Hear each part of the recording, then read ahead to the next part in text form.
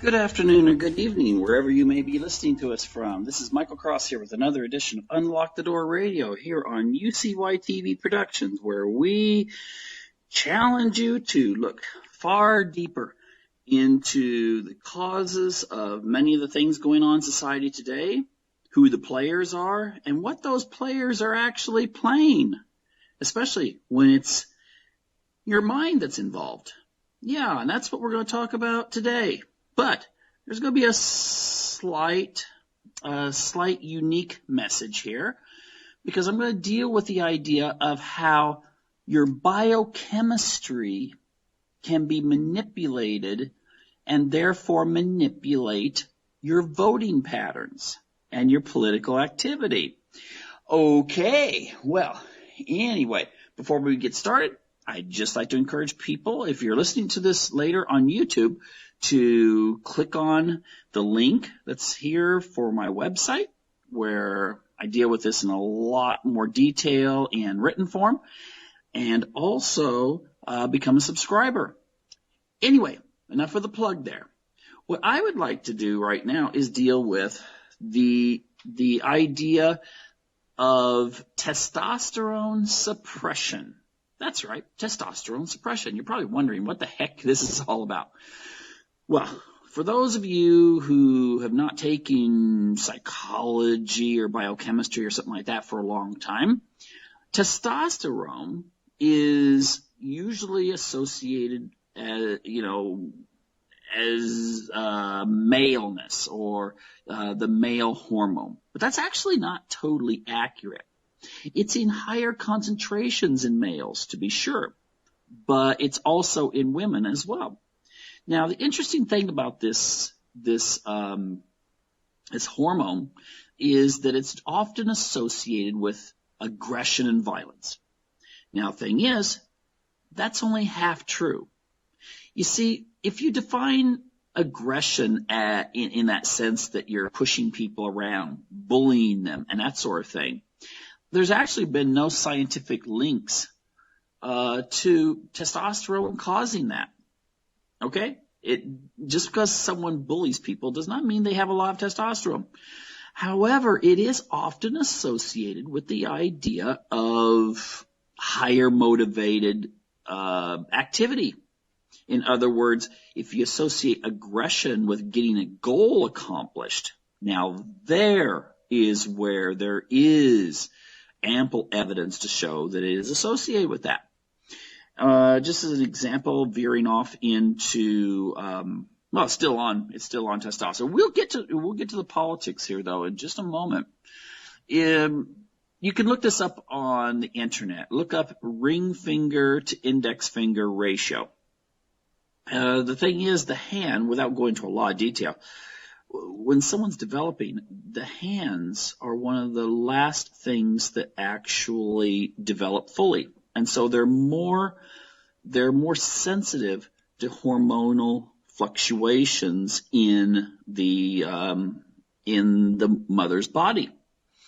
And so if the child is getting a higher level of testosterone when they are forming, then what usually can be seen is a longer ring finger as opposed to the index finger.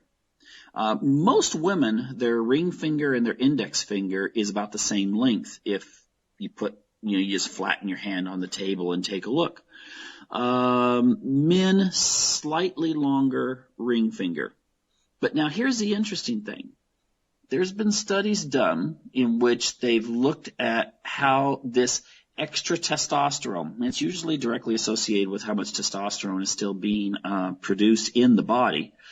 The thing is that men who have a very, very long ring finger to index finger generally are usually seen as more competitive. They have a higher sperm count, and if you're going to define, aggression as the aspect of what I just said, competitiveness, they're more of these so-called go-getters. Testosterone's more like a kick in the seat of the pants, so to speak. And they did a study a while back where they checked men's finger ratios, thus testosterone, with their success on the stock exchange, trading stock. And they found that there was a very strong correlation between guys being better at making sales, which, in this very highly competitive environment, if they had the longer ring finger. Now, for women, I haven't seen one dealing with that sort of competition, but with athletics, women who tend to have the longer ring finger as opposed to index finger tend to be very good at athletics, and that has actually been shown to be associated with winning when there's a running event or something like that. That it seems that those women who have that trait tend to be the ones that wind up winning the race. Now, the thing is, there's also been some studies out there that have suggested that there could be a connection between sexual orientation and testosterone, especially in women. So women that have a very long ring finger might be more apt to be lesbian or bisexual. You see, I don't think the testosterone is the variable there, and I'll explain in just a moment. The thing is that there's also been research to show that women that have the longer ring finger, because that little added bit of testosterone, tend to be seen as more attractive by both males and females.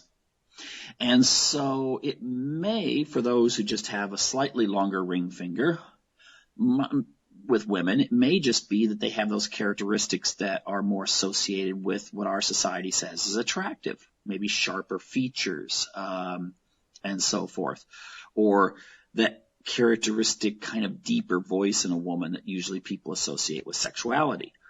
The really, really long ring finger, the person tends to have more male characteristics. I'm not saying they look like a guy, but they're going to be a little bit more masculine. I don't know how that correlates. But the thing is, which is quite interesting, is that if you give testosterone shots, like if you got men and women and they're like, bodybuilders and that sort of thing, if you give steroids or testosterone to heterosexual men, they just wind up desiring women more. They're like, it just makes them hornier. But they want women, more. They're more attracted to women. If you give the testosterone shots to gay men, they wind up wanting men more.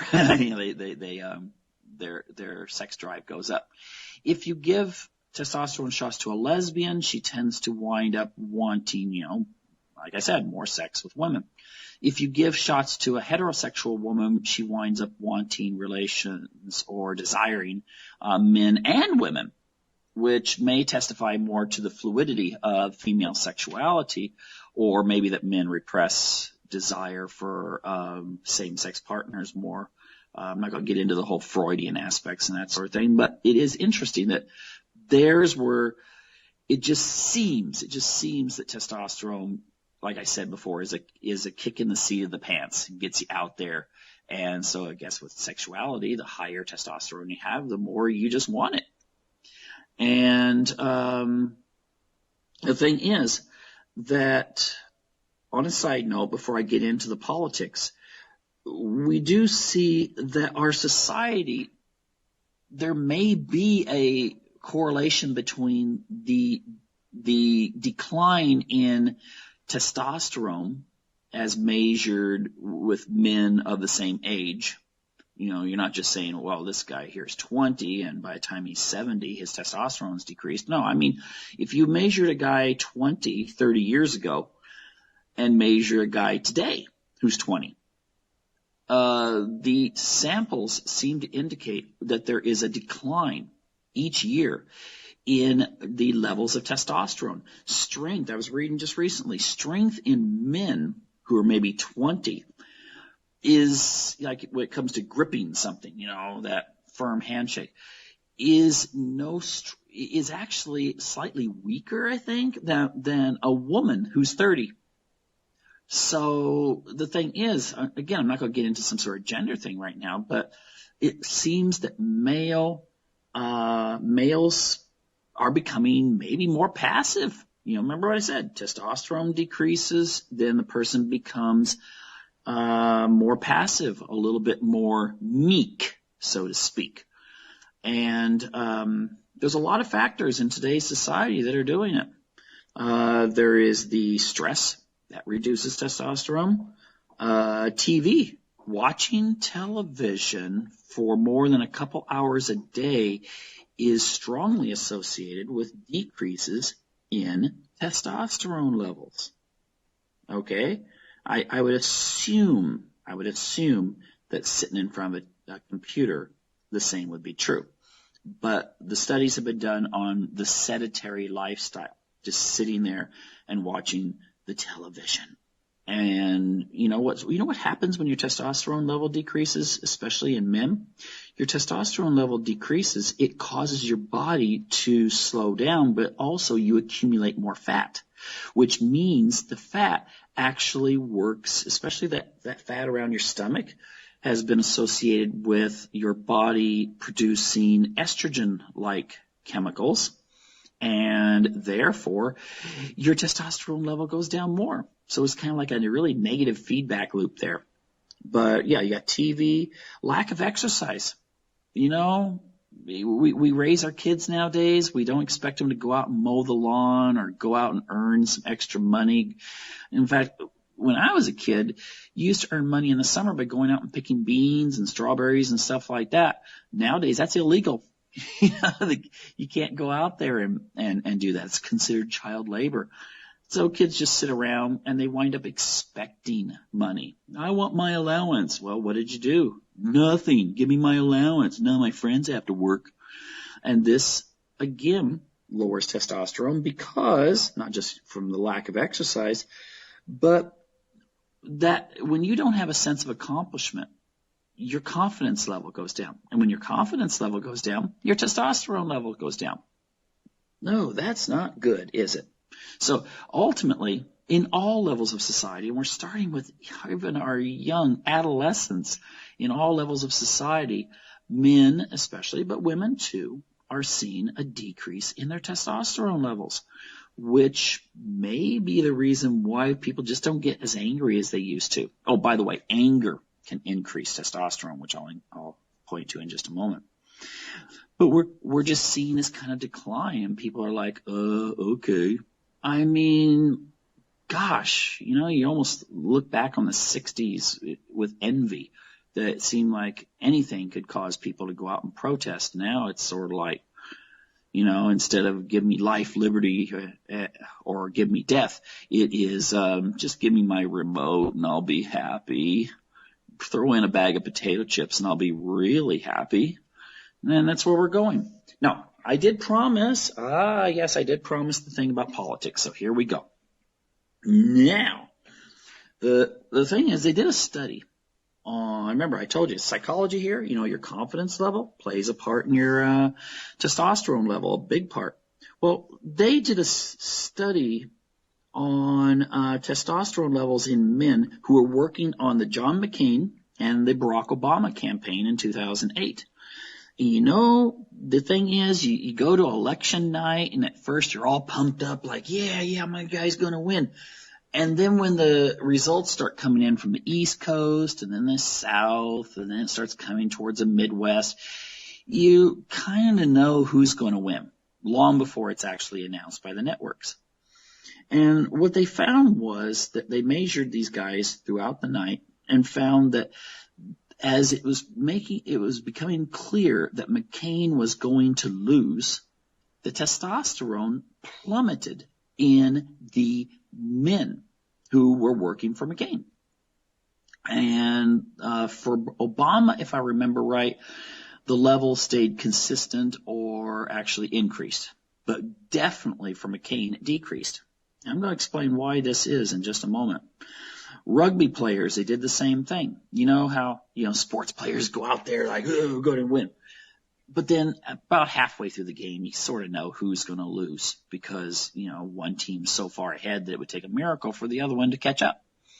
You ever notice how, even when it's maybe just taking your kids out for a soccer game, or if you're watching something on TV, that you can kind of tell when the other team, when the losing team has realized they're going to lose.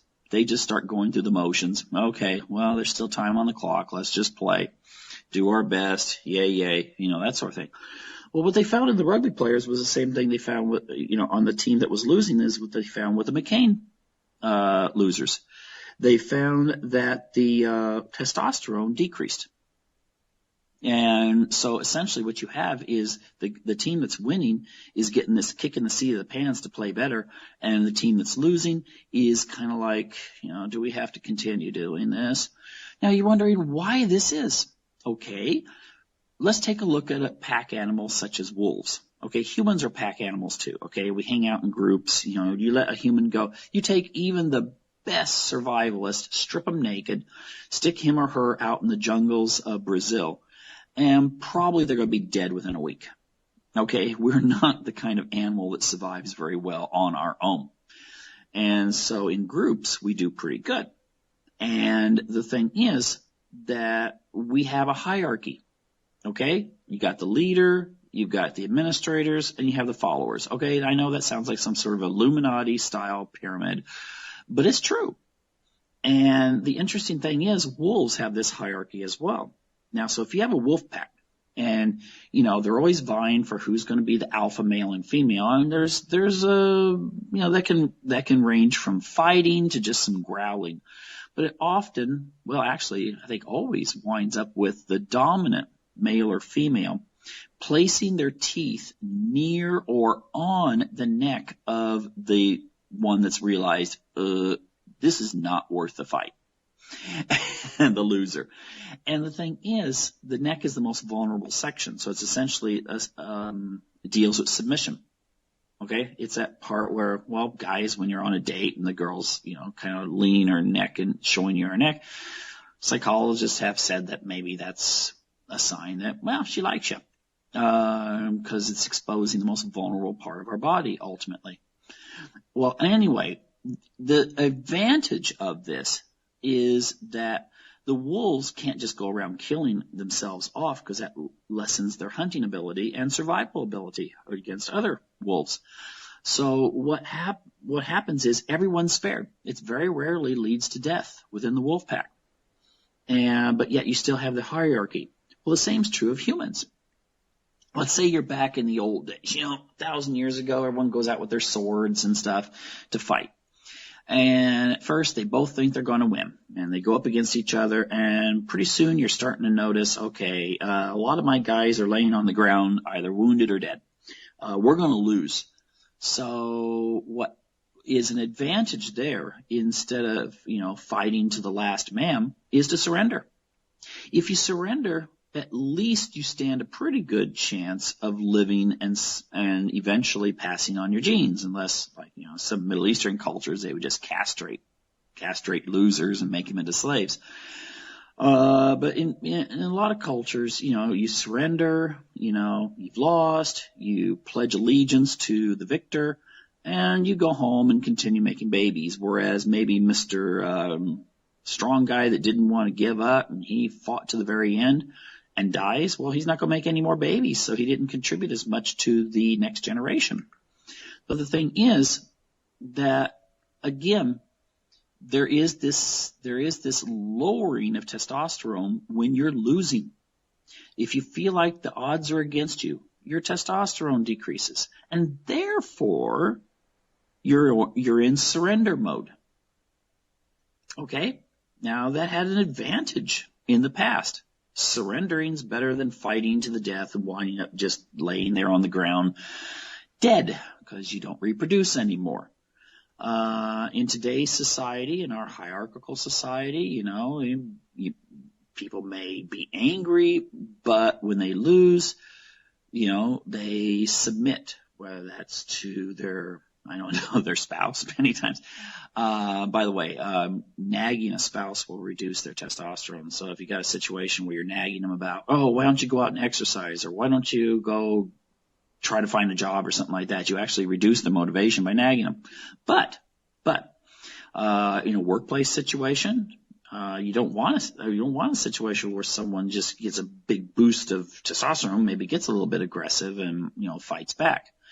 So, there's advantages. But now here's where politics comes in. And this is where it gets a little bit scary. I don't think they did any studies on this, on the Bernie Sanders people. But do you remember when Bernie Sanders was running and it wasn't even halfway through the race that when it started looking like Bernie was packing in the crowds and he was getting more votes than they ever expected that he would ever get. They just thought he'd just be, out there just making a statement.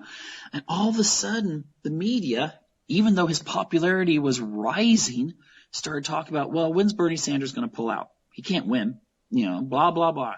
Why is he wasting energy and why is he wasting money and why is he doing this? Hillary can't concentrate on her race against the Republicans and, he needs to pull out. And then they started saying, oh, we've got good word. Oh, yeah, he's going to pull out. And when is Bernie going to pull out of the race? And his crowds, he bring in these thousands of people into a stadium, whereas Hillary'd bring in dozens and dozens to her rallies, but yet the media would ignore those giant rallies and marginalize them. Well, yeah, but maybe they bust people in, that sort of thing. Whereas Hillary's rallies, they would do the camera angle to where it looked like, oh, she's really got quite a bit of people here. Anyone into photography, how you could, just different angle or whatever, you can make a group of 12 look like 1,200 or a group of 1,200 look like 12. Just depends on how you take the picture. Now, the thing is, we will never know how many votes extra that Bernie would have received. Okay, I'm just assuming the race was run, ethically. I mean, there's definitely some questions about that, but let's just pretend the race was all up and ethical. And, Bernie lost. The thing is, how could he have won if the media would have been fair to him? Because you see, when you tell people that they're fighting a losing cause, it's just like when your soldiers are out there realizing, hey, we're going to lose. It's time to lay our weapons down and surrender or run. It's just like with the wolves. The vanquished wolf, time to submit. And again, it's sports. People, slows down because their testosterone decreases. This, I believe, was actually a technique that the media knew would suppress votes for Bernie. I really do think that they knew that. And that it also has the effect that when people are listening and they're thinking, hey, let's say it's a college student, because a lot of support of Bernie came from under 30s. However, I think the media was very unfair to say they were a bunch of lazy people, because ultimately, hey, where's the jobs for those under 30s? Many of them are living with their mom right now, not because they choose to, but because they can't find a job that pays the rent. Okay? So anyway, you got the under 30s. You got this guy, and he's thinking, let's say he's still in college and he's living on ramen noodles. And he's got, he's going, I got $20 here. That buys a lot of ramen noodles, but I could send it to Bernie because I really believe in Bernie. He's challenging the system. Well, if you keep hearing, well, he's going to pull out. He's going to quit. He's going to this. He's going to that. Or you don't even hear anything about him, on the news. That ramen starts looking a lot better. And so the $20 goes into the grocery budget.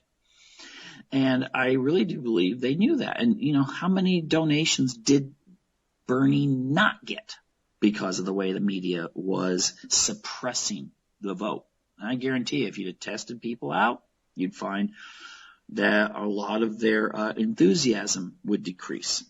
And therefore, Again, the negative feedback loop. Less enthusiasm, less testosterone, less enthusiasm. Okay, well, Bernie's gone now. Okay, gone back to being an independent. And now we've got the race with Trump. But you know what? It's like deja vu. Oh my gosh, I'm seeing the same stuff. Okay, Trump's a little bit more of a loudmouth than Bernie. Trump's like the father who doesn't really, he doesn't really care what everyone thinks. He just states his opinion. And even if you agree with that opinion, you're kind of like, Dad, do you have to say it that way? Okay, Trump's that way, yes. But he's in a really good position to win the election. And the thing is that all of a sudden when the polls were showing that he was surging, when they were showing that we had all the WikiLeaks coming out, proving a lot of the so-called conspiracy theories were actually true. And it was really damaging Clinton's campaign. All of a sudden the media started, and I've seen a couple of these. I can't say all the media, but, some of them started changing what time of day they called in their polls or how they tabulated their results. As in, do we count people who are soft Clinton or soft Trump voters? There's more soft Trump voters than there are soft Clinton. But if you throw out the softs, all of a sudden Clinton pulls ahead in the poll. And you're like, what? How does that change in just a couple days? How does it change in just a couple days? And so also the time of day you call. If you call, first of all, people with landlines tend to be more Democrat than Republican. That's right.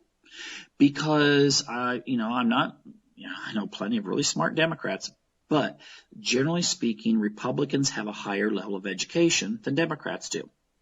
Higher education usually implies more familiarity with technology, more wanting to get in on all the trends when it comes to technology, and also better economics. So most people I know who are Republican don't have landlines anymore.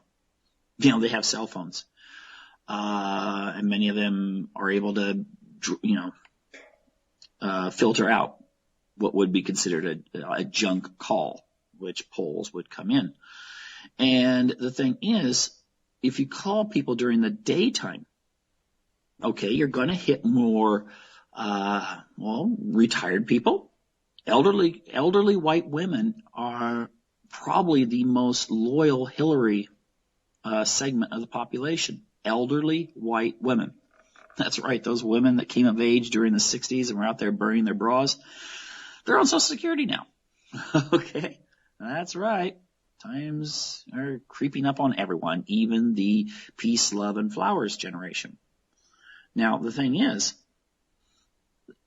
you also have people of lower socioeconomic backgrounds who are at home or work at night instead of instead of the daytime. So you're favoring Democratic voters and disfavoring Republican and independent voters. So ultimately, I think a lot of this is being orchestrated in the same way as it was done towards Bernie. And that is to get the Trump voters to feel discouraged, which will lead to more passivity, maybe not donating money. You're going to send in that money when, while school's coming up, you're going to have to, be buying clothes for your kids and stuff. Is it really worth sending $50 to the Trump campaign when, you're trying to figure out how many blouses you can buy your daughter for the upcoming school year? So the thing is, again, if you do this, if you're constantly, Trump stands no chance of winning. If you listen to the mainstream media, you would think that Trump is behind 80% to 20%. And then when you actually look at the polls, I saw, I look at all the regular polling companies. And if he is behind, he's not behind by much, just maybe 2 or 3 percentage points, and many of them show him ahead. But the thing is that if you have this narrative on TV, oh, he's going to lose anyway. Well, when Hillary's president, she'll do this, and that's going to, at least they hope, it's going to send the Trump supporters into the passivity mode, the surrender mode. And they'll just get on with doing other things like, making a living, not taking time off work to go to a Trump rally, and not contributing to the campaign. Especially when you bring up the same, couple of dozen top name Republicans, most of them associated with the Bush regime. And you're saying, oh yeah, he's refused to vote for Trump. He's letting everyone know he's not voting for Trump.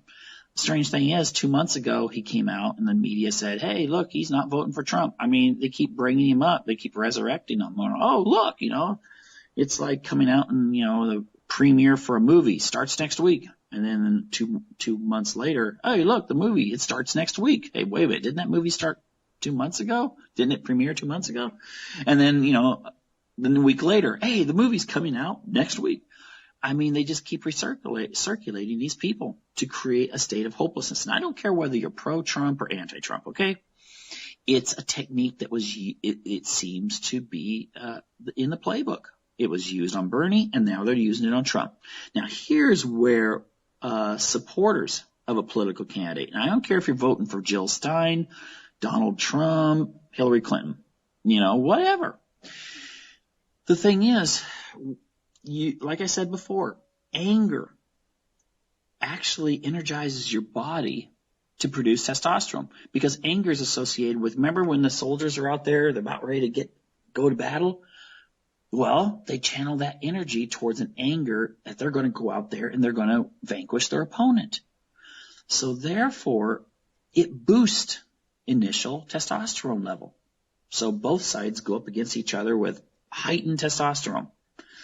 If you get angry at all of this, you get energized and channel that energy. You can channel that testosterone boost into, giving you that kick in the seat of the pants. So you go out there and motivate other people for your candidate. So actually, I have this little phrase. It's get angry, get energized, get results. Because ultimately, this is how you combat it. If your candidate, let's say you're working for Jill Stein or Donald Trump, and the media is like either ignoring you or they're just totally, thrashing your candidate, well, just go out there and, instead of watching TV that night, go on the internet and do some debating on some forums or just share some information with people. Set up a blog, do your own YouTube videos, that sort of thing. If everyone listening to this show right now would start a YouTube channel and start producing YouTube videos and putting them on, who knows who you reach? Maybe, you just sit there, you're talking about why you're voting a certain way or why your cause is just, and you reach 20 people with your video, your first video. How do you know that 20 people you just reached, how many of those people were actually influenced? They wouldn't have been influenced at all had they not had your video. So therefore, go out there and do it. Just like for people that, they have jobs, they have to sit a lot. If you want to raise your testosterone, go out and exercise. That's right. Go out there and exercise and have a positive attitude. And you will convince yourself that you have a positive attitude and that you're healthy, and your testosterone levels will go up. And you'll have more energy and drive to do the things you really want to do. So again, when the media uses this age-old technique of suppressing the vote, you can counter it. You can channel that, and you can help other people also get past that, kind of discouragement. And that's how you win things. I know a lot of people that voted for Bernie that are voting for Trump right now. Okay, a lot of them. And they're the ones who I see posting stuff like on Facebook that's the most, oh my gosh, it's like every day. Julian Assange says Hillary's going to get us in a war type stuff, all this kind of stuff. And the thing is that, they're at that anger stage and they haven't let go of it. So they're still in the fighting mode, and if that means they're still, psychologically punching at Hillary, and they see Trump as the new team to join to do this. So therefore, use that as an example. Go out there, get active, or should I say, get angry, get energized, and get results. And that is how you can thwart this chemical hormonal suppression that many of the powers that be are trying to exercise right now on voters. Anyway, what I want to talk about now is the whole issue of the election between Trump and between Clinton. Now, the thing is, there's a lot of polls out there. Now, I'm not going to go back and recover all this stuff about, a poll's going to depend on what time you call people, and it's going to depend on even just one change of one word that will change all the results of your survey. I'm not going to deal with that so much. I'm going to deal with an issue that is being overlooked, a psychological issue. That's right. I deal with psychology in most of the shows and connect it to politics. There are two issues that I think you can't poll very well. Okay? You can't really survey them that well, although you can get an impression. And those are the honesty that someone considers a candidate to be, and also the connection or friendliness that you can feel with a candidate. All right. So those are two issues I'm going to cover, but I'm first going to cover the honesty issue. Now, this is something that's been really plaguing Hillary a lot, and again, I'm going to make reference to polls here because there's such huge gaps in the idea of, who is the least honest of the candidates, and Hillary wins on that one. Okay, people are thinking, I don't know if I really trust her. Even her supporters, let's say they're going to vote for her. It's like, well, I'm not sure I could really believe what she says. It's like when you're watching a corporate news show, and you kind of know they have a bias, and you're wondering what they're leaving out of the story. And this has caused a lot of people, of course, to go to independent media. However, a lot of people sit there with this, well, I'm watching this just to keep informed of what's going on, but I'm not sure I really trust what they're saying. Now, the thing is, your choice of news channel is far less important than who you choose to be the president of the United States. Okay? And the honesty issue. If anything, Trump is too honest. He really doesn't filter how he talks about things. He doesn't use those political words. Wasn't it Henry Kissinger, I think, that said diplomacy is the art of telling someone to go to hell and then look forward to the trip? It's all depending on the words you use. All right? It's like the difference between leadership and manipulation means the same thing. You're causing someone to do something they wouldn't normally do on their own. Okay, now, the honesty issue. This was big before WikiLeaks and all the leaked emails and all the other things coming out. The whole, using a server that was, it just kind of gave me the impression that some 14-year-old kid in his basement could hack into, okay? The thing is that people don't trust the answers. And this is huge because, you see, people like honesty. They like honesty in their relationships. I mean, usually, a lot of people, their husband or wife says, honey, I got to admit something. I had an affair this week. I mean, I messed around with someone. I shouldn't have done it. I'm going to say, it's usually something that, even though it's going to really be, whoa, hurtful, it's going to be something that if it's lied about, if it's covered up and concealed, it's going to get really bad later when it's discovered. We also like honesty with our children. You want your kids to do well in school, but if you find out your third grader cheated on a test, got the answers from another kid, you're probably going to punish them. Because you want them to feel, even though you want them to succeed, you want them to be honest. Okay? We cherish honesty.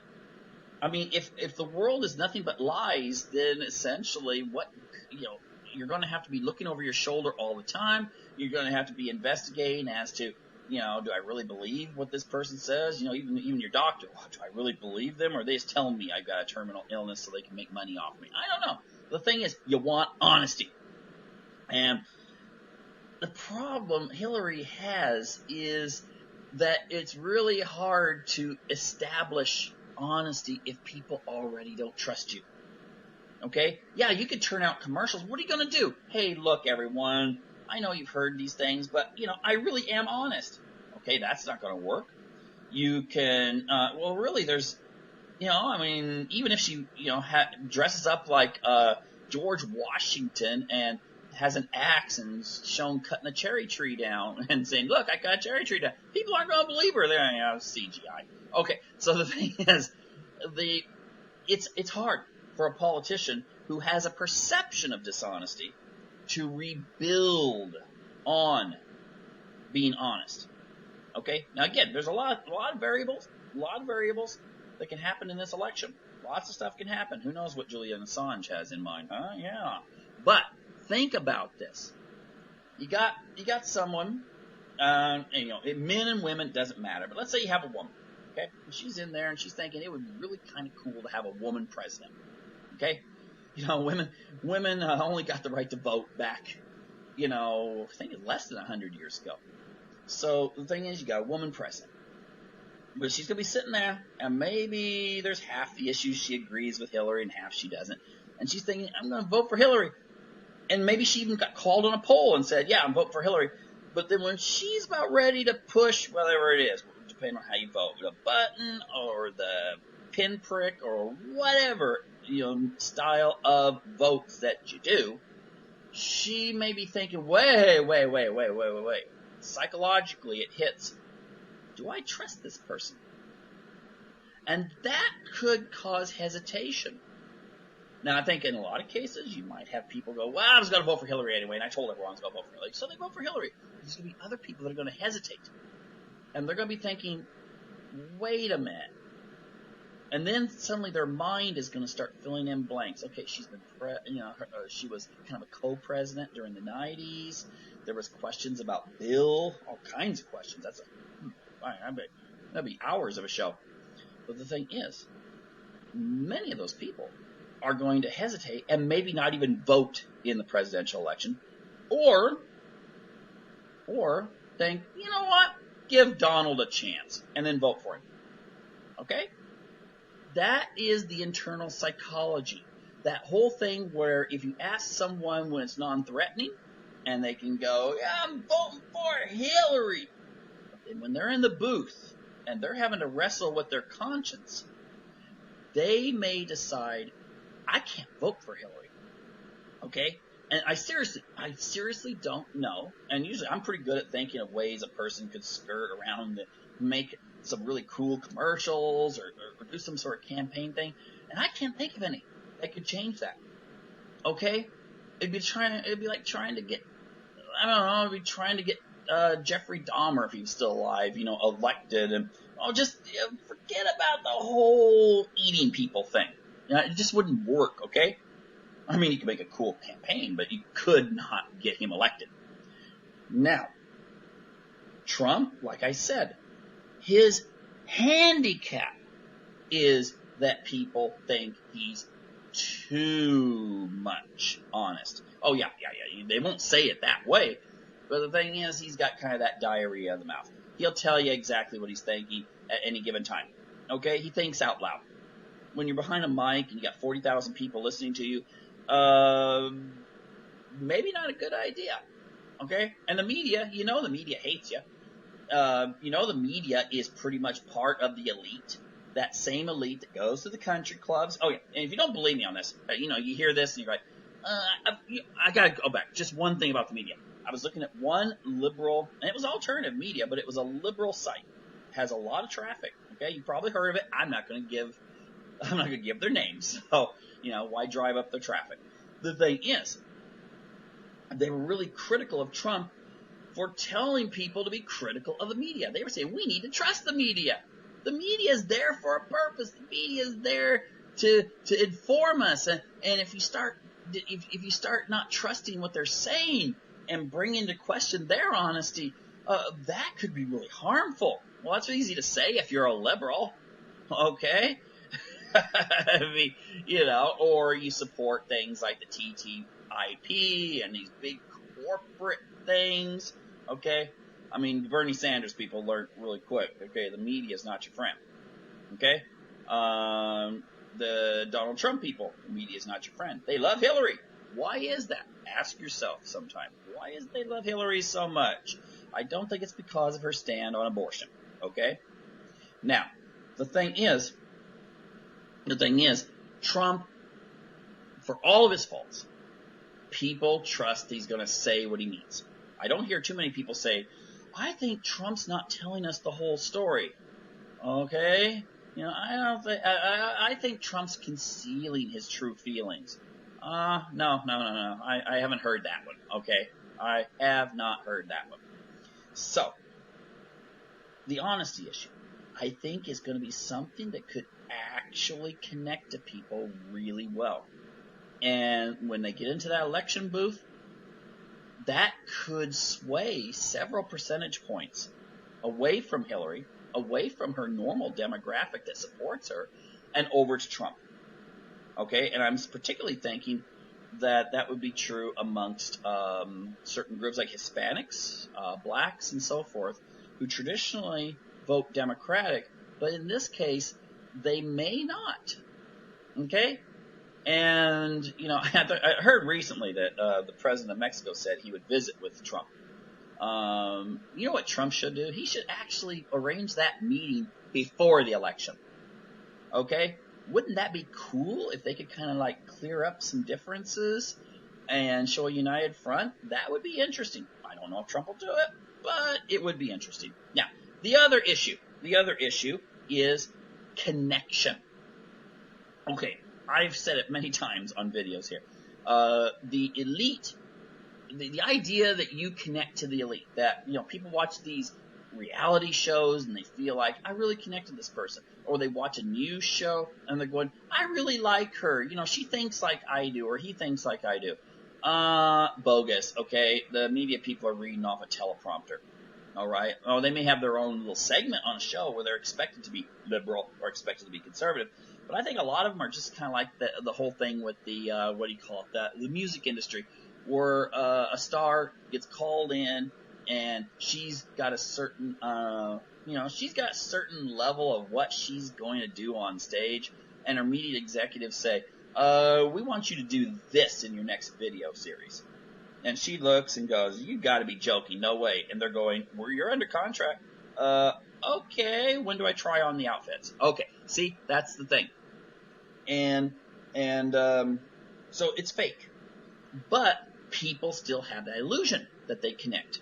Now, a step further than that is that when people at least connect on I do believe, I agree, or I connect with that particular aspect of the person's personality. Okay? Now, here's an interesting thing. Hillary, she's a 1%er. Okay? Well, she's beyond the 1%er. Okay? Look up Hillary Mansions. Look up her daughter. Look up her salary and her worth and stuff like that. I mean, they're okay. It's a rich family. All right? It's a rich family. Now, Trump's family's rich too. But here's where you're going to get the difference. People don't really, at least I've never met one. I mean, seriously, and I have most of my colleagues are liberal. No one's ever said, I really identify with Hillary.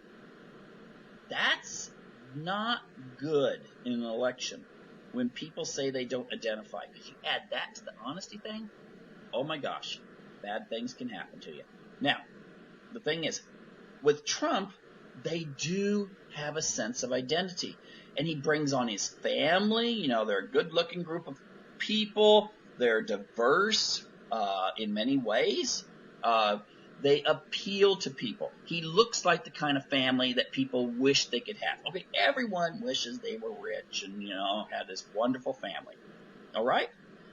And that's an interesting aspect that could sway more voters on the days up to election and on election day itself in the booth. And that is the idea that they feel an affinity to the Trumps. True, the Trumps are rich and they live a different lifestyle, but there's still that sense of, hey, he's a family man.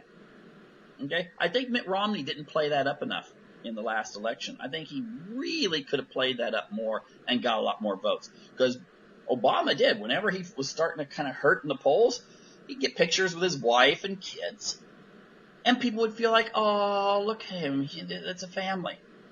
Okay? When you see a family, you're like, oh, wow, that's wonderful. And Trump can do that. Trump has that ability. And so, other things. He may be someone who is way up. I'll throw out some more things. People say, oh, yeah, but he's made money with gambling, his casinos and stuff like that. Okay, how many people flock to Vegas? All right, come on. Is that going to hurt people? I've heard other people, telling me, but Trump's wife, she was naked in a picture or something like that. Okay, you know what? I was talking to a group of women the other day, and I threw that out, and they were like, that is bogus. Who's going to care about that? Besides a lot of, I've said this before, a lot of women, when they're young, they're like, oh, photo model, glamour, all this kind of stuff. There's other aspects of the industry, yes, but the thing is that it's not going to be something that's going to hurt him in the election. Okay? It's like, people saying, when Arnold Schwarzenegger was running for governor, well, why don't we show a lot of pictures that he took when he was in a little skimpy bikini type thing and flexing his muscles? Oh, that's going to hurt? That's not going to hurt at all. That's going to build the votes up. Now, the thing is, the interesting thing is that if people do say things like, okay, his family, maybe they have this and that, and I'm sure the media's digging for dirt on all of his kids and so forth, still, people can relate to that. Everyone's kids do things that you're like, oh, I wish they had done that. You're not ashamed of your kid in the sense of, oh, that's not my kid. But it's going to be something people can identify with. When people were attacking George Bush for some of the improprieties, when he was younger, in his early 30s. But anyway, his improprieties when he was a youth. A lot of people thought that actually made him more human. And with Hillary, we've already gone through the whole thing with Bill. Okay? I mean, and there's a problem there, because that's your husband. Okay? That's your husband. And if your husband has all this reputation, a lot of it just now coming out, and it's just like books and accusations and all this kind of stuff, do you really want him as the first lady? And again there too, that's going to be like, oh, this just doesn't seem right. Bill Clinton as first lady. Now, these little psychological things are things that all of them, if used correctly by Trump, will ensure him that he's going to get a lot more votes than people are thinking that he has. Okay? But I don't see where it'll work for Hillary. Okay? People really have an impression of Hillary, and it's an impression that has existed since the 90s. I was talking to someone who says she's going to vote for Hillary, and I said something about Hillary, and she goes, yeah, she's a real ice queen. Okay, that's not exactly... I get these images from Narnia, the villainess in Narnia, and I'm thinking that's not a good thing. If your supporters don't like you when they go in to vote, then all it's left for you to do is run a campaign saying, vote for me or else you're going to have Trump and he's going to be fishing with Putin with his shirt off.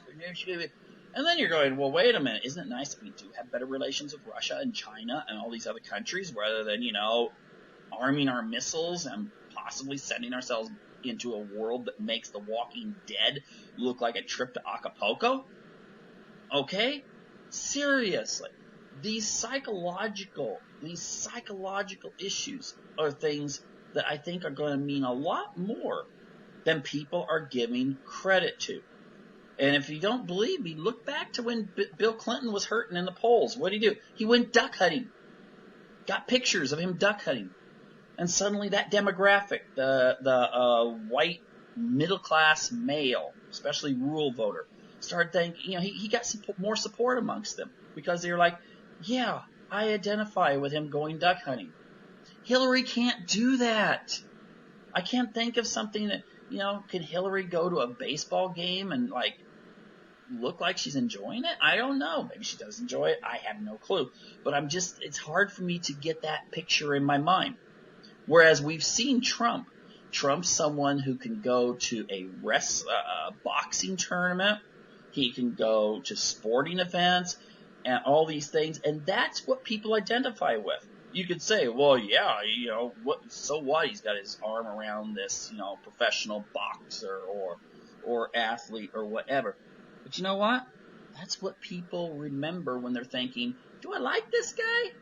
And a lot of them are going to go, yeah, sometimes he says things I don't really like, but I still like him. It's kind of like my uncle or my cousin or my best friend who says these wild things. But still, I know where they're coming from and, and that sort of thing. And that is going to be decisive. Mark my words. I think my personal opinion, just from a psychological point of view, is that Donald Trump will be elected. Anyway, again, just a prediction, and we'll see in a few months. Anyway, thanks for tuning in, and hope you're back next week for another edition of Unlock the Door Radio here on UCY TV Productions.